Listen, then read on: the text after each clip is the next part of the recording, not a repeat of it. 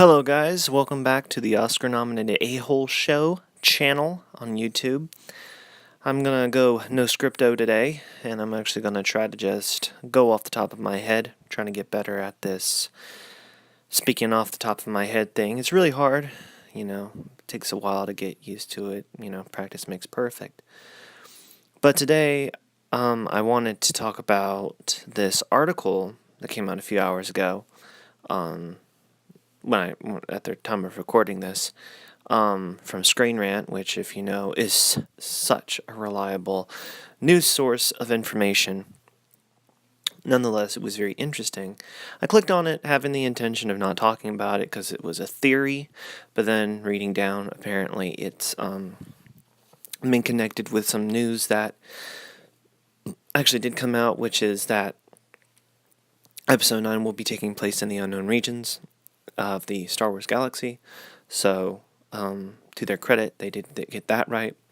And this bit of news, quote unquote, take it with a large grain of salt, is basically them saying that there's the possibility that there will be a new villain in the unknown regions, a dark presence on the borders of space that we've never seen before, whether it's a new alien race or it's a new type of people or whatever, or if it's a new Sith or whatever. Apparently, from what this thing that's come out, I will link the article down below.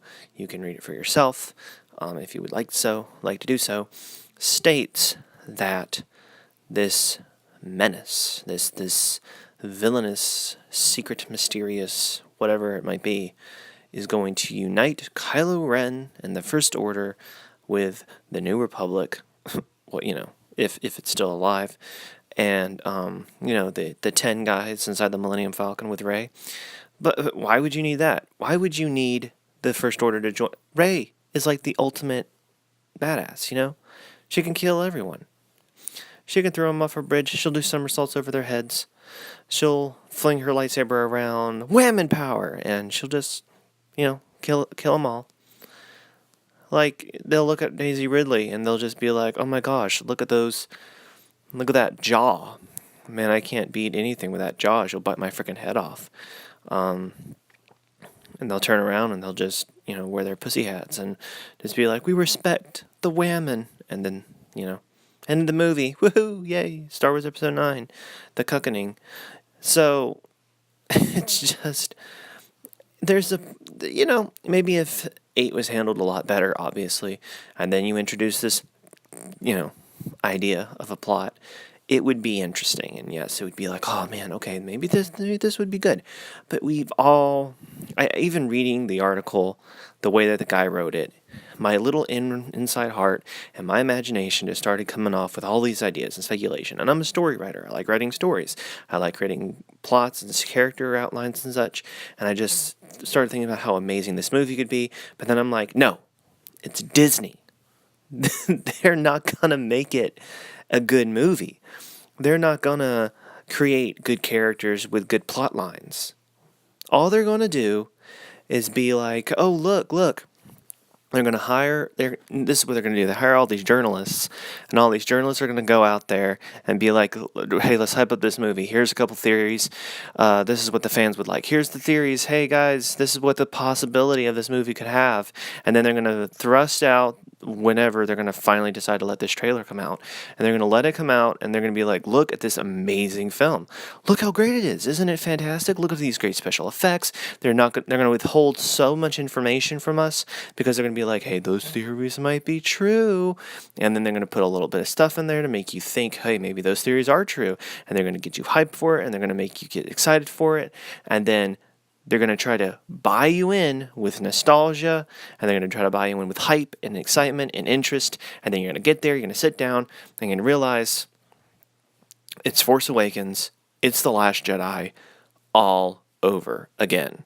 Buy you in with nostalgia, buy you in with the hype of possibilities, and then crush your spirit and your soul throughout the movie. And so after I finished reading this article, again, you can read it, I'll put the link down below, you will probably feel the same way as I do if you believe how I feel about Disney, Star Wars, and Disney in general, and that is, no, I cannot trust these people. These are the people. They're going to put on this smiling face.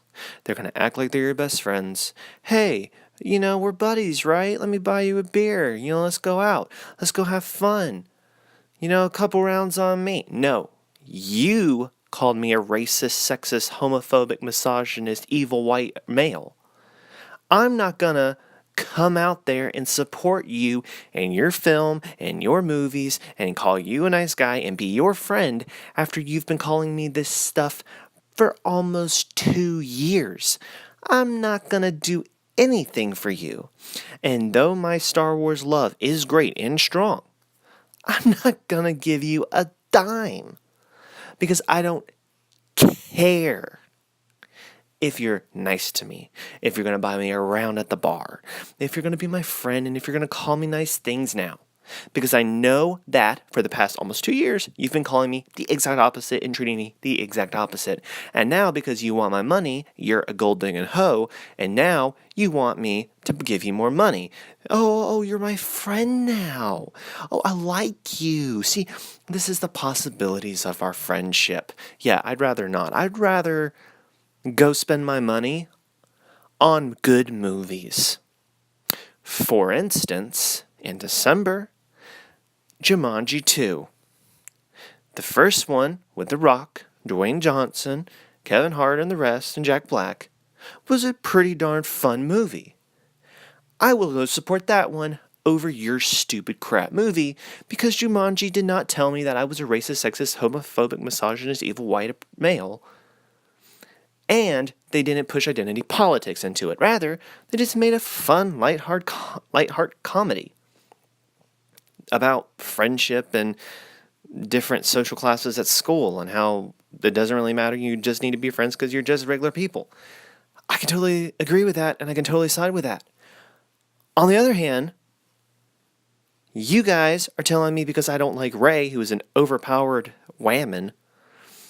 I wanted to like Rey. I watched The Force Awakens. I was like, she's okay, really bland. But there's the possibility that she could have this great character development in the second one. And then, of course, we all know how that occurred and how that happened and that conclusion, and it didn't work out. So, that is what it is. I am not going to go buy your movie. I am not going to go pay for a ticket to go see your movie. I will wait and listen to hear what the reviews are from fellow people that I agree with and fellow people that I respect. And then, if they say it's a pretty darn good movie, I'll think about going and seeing it on one of its last weekends on the lowest ticket price sale date. So that I give Disney the least amount of money. Or I might just wait till it comes out to rent on Redbox for $1. That way I even give it less money. I am so against Disney right now. And I'm pretty sure we all are. Disney needs to realize, and I actually I read this comment from this guy in one of my videos the other day, and I totally agree with what he said, and that was basically, Disney is monopolizing, and they're trying to buy up all the competition, and then they're just going to process this garbage and give us all this mundane, boring crap cinema. And they think, the people are stupid, they'll just buy whatever they want. They'll just buy whatever we give them. No. We're not going to. We need to show them that we have the power. We are the consumers. We pay for the movie. We give them the money back for them to make up for the money they spent. We have the power, not them. And if we don't go see their movies, they will not have money, they will lose money, they will go in debt, and they will lose their jobs. And then we have the power. We need to show them by our wallets, by our money, by our decisions to go see these things, that we like what they're doing or we hate what they're doing. Right now, Disney is making a bunch of stupid decisions. The live-action movies, the live-action remakes, it's just terrible. It's an awful time right now for Disney. Sure, they might be in the biggest scope of their life right now, but honestly, Star Wars is on its last breath. They're only doing live action remakes. A lot of their animated movies are bleh, like okay, it's fine. And now their Marvel Cinematic Universe is about to collapse because of Captain Marvel, and they're going to get rid of all the good characters after Endgame. At least, that's what we suppose. They're going to get rid of Tony Stark, Captain America, the Hulk, and Thor. You know, the four that actually are cool, interesting characters. They're going to get rid of them.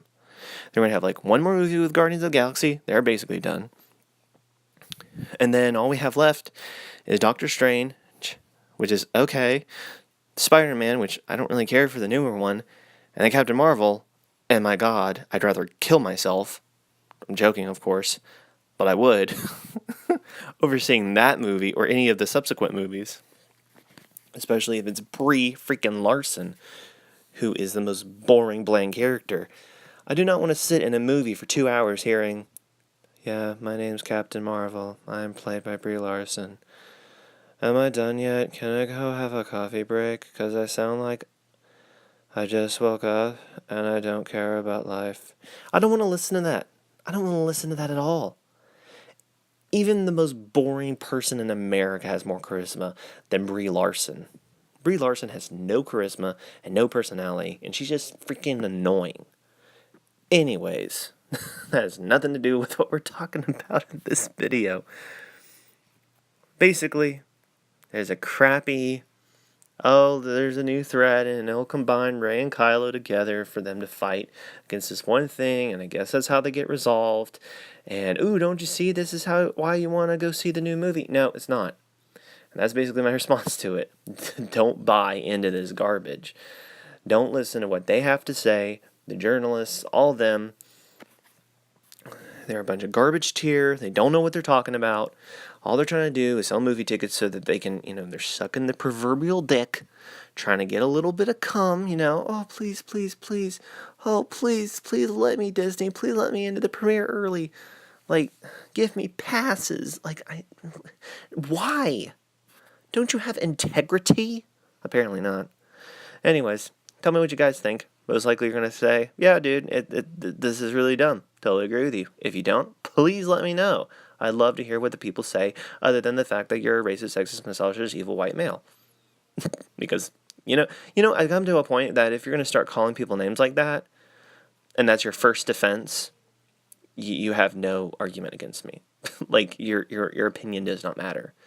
Now, if you say, man, logically and reasonably, blah, blah, blah, blah, blah, and you explain yourself, and then you go, and honestly, it's kind of racist at the very end, then it's like, okay, I can understand that.